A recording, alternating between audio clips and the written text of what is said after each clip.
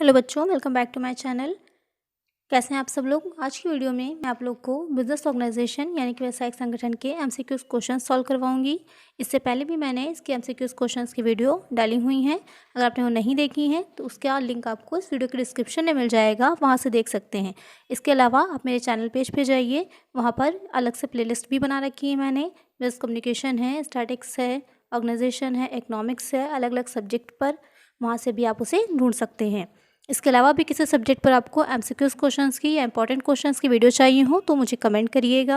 अगर चैनल पर नया हो तो जल्दी से सब्सक्राइब कर लीजिए, नोटिफिकेशन बिल को भी ज़रूर ऑन करिएगा और वीडियो अच्छी लगे तो लाइक करिएगा। पहला क्वेश्चन है आपका, एक साझेदार को गर्भित अधिकार प्राप्त हैं फर्म की ओर से अचल संपत्ति का अधिग्रहण करने के लिए, फर्म की ओर से किसी साझेदार में शामिल होने के लिए, फर्म की ओर से ऋण लेने के लिए या फिर इनमें से कोई नहीं। तो सबसे पहले ये समझ लेते हैं कि गर्भित अधिकार क्या होता है। गर्भित अधिकार ये होंगे कि जिसकी कोई लिखित रूप में जो है लिखा पढ़ी नहीं होती है, लेकिन ऑटोमेटिक एक साझेदार होने के नाते उसको वो अधिकार प्राप्त होते हैं। तो यहाँ पर जो आपकी फर्म की ओर से ऋण लेने का अधिकार है, क्योंकि साझेदार है तो आपस में क्या होगा, अगर आवश्यकता पड़ रही है, नीड है कोई, तो उसके लिए क्या होगा, वो बाहरी व्यक्तियों से लोन ले सकते हैं। तो यहाँ पर करेक्ट आंसर हो जाएगा ऑप्शन सी। नेक्स्ट क्वेश्चन है, व्यवसाय संगठन के सीमित साझेदारी प्रारूप का अर्थ है। What is mean by limited partnership form of a business organisation. आपने पढ़ा होगा कि साझेदारी जो व्यवसायिक संगठन होता है उसमें साझेदारी के भी कई रूप होते हैं। सीमित साझेदारी होती है, असीमित साझेदारी होती है, रजिस्टर्ड होती है, कई तरह की होती है। तो यहाँ पर जो सीमित साझेदारी होगी तो उसका अर्थ क्या होगा, सभी साझेदारों का दायित्व सीमित होता है, कुछ साझेदारों का दायित्व सीमित होता है, पूंजी पर सीमित अधिकार होता है, या फिर इनमें से कोई नहीं। तो जो लिमिटेड पार्टनरशिप होती है उसमें कुछ साझेदारों का दायित्व क्या होता है, वो सीमित होता है। तो आपका करेक्ट आंसर हो जाएगा ऑप्शन बी। नेक्स्ट क्वेश्चन है, सार्वजनिक कंपनी में सदस्यों की न्यूनतम संख्या होती है। Minimum number of members to form a public company is 8, 7, 6 या 9। तो इसमें जो न्यूनतम संख्या होगी, मिनिमम नंबर होता है वो 7 होता है। लेकिन इस क्वेश्चन को अच्छे से समझ लीजिए, क्योंकि इससे रिलेटेड काफ़ी क्वेश्चंस आते हैं। तो कंपनी के बारे में कि कंपनी कितने तरीके की होती हैं और उसमें उसके अंतर्गत कौन कौन सी कंपनीज आती हैं। आप एक चार्ट देख रहे होंगे स्क्रीन पर, इसमें बताया गया है कि कंपनियों को कितने बेस पर कितने तरीके से बांटा जा सकता है। तो सम्मेलन के आधार पर है, दायित्व लायबिलिटीज़ के आधार पर है, अंशों के हस्तांतरण ट्रांसफर ऑफ शेयर्स के बेस पर है, स्वामित्व के आधार पर, और आपकी राष्ट्रीयता यानी नेशनलिटी के बेसिस पर। तो उसमें सम्मेलन के आधार पर चार्टर्ड कंपनीज हो जाती हैं, वैधानिक कंपनियाँ और सम्मिलित कंपनीज। दायित्व के आधार पर सीमित कंपनियाँ और असीमित कंपनियाँ। अभी मैंने इससे पहले के क्वेश्चन में बताया ही था आपको। सीमित कंपनियों में भी दो तरह की आ जाती हैं, अंशों द्वारा और गारंटी द्वारा।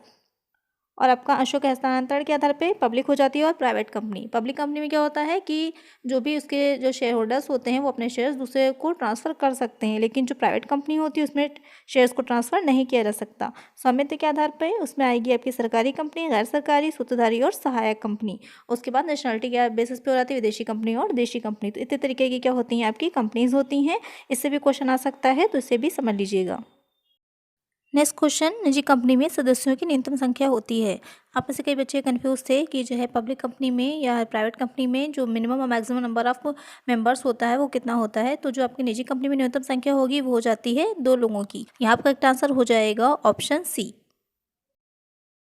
नेक्स्ट क्वेश्चन है, एक नाम मात्र का साझेदार फर्म के लाभ में हिस्सा बांटने का अधिकार नहीं रखता है, अन्य साझेदारों के कार्यों के लिए उत्तरदायी नहीं होता है, तीसरे पक्षों के प्रति उत्तरदायी नहीं होता है, या फिर इनमें से कोई नहीं। तो जो एक नाम मात्र का साझेदार होता है वो साझेदारी में पूंजी नहीं लगाता है, ना ही उसका लाभ हानि में कोई हिस्सा होता है, लेकिन जो तीसरे पक्ष के प्रति उसके जो उत्तरदायित्व होते हैं उसमें उसका भागीदारी होती है। तो यहाँ पर जो करेक्ट आंसर हो जाएगा, फर्म के लाभ में हिस्सा बांटने का अधिकार नहीं रखता है। करेक्ट आंसर हो जाएगा ऑप्शन ए। वीडियो अच्छी लग रही हो तो जल्दी से लाइक कर दीजिए और चैनल पे नए हो तो सब्सक्राइब भी कर लिया करिए। चलिए नेक्स्ट क्वेश्चन लेते हैं। कंपनी कृत्रिम व्यक्ति कहलाती है। A company is said to be an artificial person because. यहाँ पर क्वेश्चन आपसे ये पूछ रहा है कि कंपनी कृत्रिम व्यक्ति क्यों कहलाती है। तो प्राकृतिक व्यक्ति के रूप में नहीं होती है इसलिए, अदृश्य तथा अमूर्त है इसलिए, या फिर अस्तित्व केवल कानून की दृष्टि से ही होता है। इससे पहले भी क्वेश्चन मैंने लिया था, तब मैंने आपको समझाया था कि जो कंपनी होती है वो कानून के द्वारा ही निर्मित होती है, कानून ही उसे बनाता है, कानून के द्वारा ही वो समाप्त हो जाती है। तो यहाँ पर करेक्ट आंसर हो जाएगा आपका ऑप्शन सी कि इसका अस्तित्व केवल कानून की दृष्टि में ही होता है। नेक्स्ट क्वेश्चन है, सार्वजनिक कंपनी में सदस्यों की संख्या होती है। How many members are there in a public company. 13, 45, 17 या फिर अनलिमिटेड असीमित। तो जो सार्वजनिक कंपनी होती है उसमें सदस्यों की संख्या न्यूनतम आपकी 7 होती है, अधिकतम क्या होती है, अनलिमिटेड होती है। कोई भी नहीं बताई गई है, कोई निश्चित संख्या नहीं है, कितने भी सदस्य उसमें आ सकते हैं। तो आपका एक आंसर हो जाएगा ऑप्शन डी। नेक्स्ट क्वेश्चन है, व्यवसाय, वाणिज्य, व्यापार तथा उद्योग में किसका क्षेत्र विस्तृत होता है? व्यवसाय का, वाणिज्य का, व्यापार का या फिर उद्योग का? तो यहाँ पर आपका जो व्यवसाय होता है उसका क्षेत्र सबसे ज़्यादा विस्तृत होता है। तो आइए इसको एक बार डिटेल में समझ लेते हैं कि ये क्या होता है, इसके अंतर्गत कौन कौन सी चीज़ें आती हैं।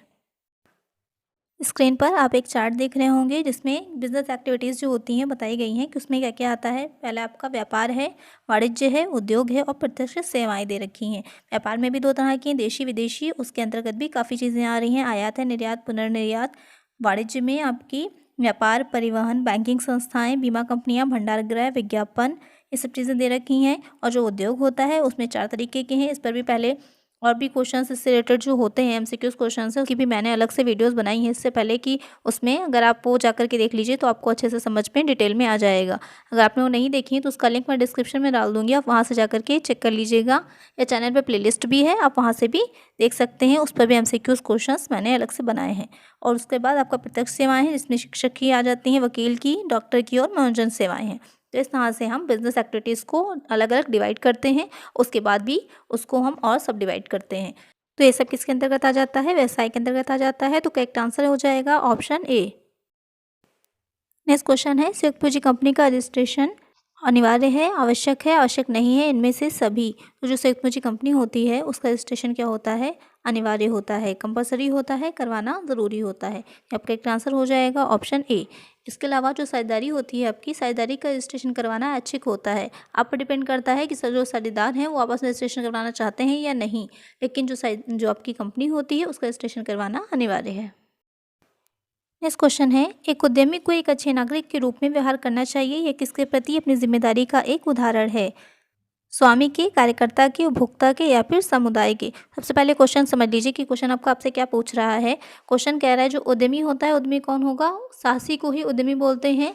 उद्यमी वह व्यक्ति होता है जो कि जोखिम को उठाता है। जो बिज़नेस कोई नया स्टार्ट कर रहा है तो उसमें आपका जो रिस्क रहता है ना कि वो बिज़नेस चलेगा या नहीं चलेगा, तो वही क्या कहलाता है? उद्यमी कहलाता है। जोखिम को उठाने वाला, रिस्क को उठाने वाला। तो वही पूछा जा रहा है कि जब वो एक अच्छे नागरिक के रूप में व्यवहार कर रहा है तो किसके प्रति अपनी जिम्मेदारी को निभा रहा है? तो वो अपनी जिम्मेदारी निभाता है समुदाय के प्रति, एक कम्युनिटी के प्रति, क्योंकि वो एक समाज में, एक सोसाइटी में रहकर ही तो बिज़नेस का काम कर रहा है, तो उसी के प्रति अपनी जिम्मेदारी को भी निभा रहा है। तो यहाँ आपका एक आंसर हो जाएगा ऑप्शन डी।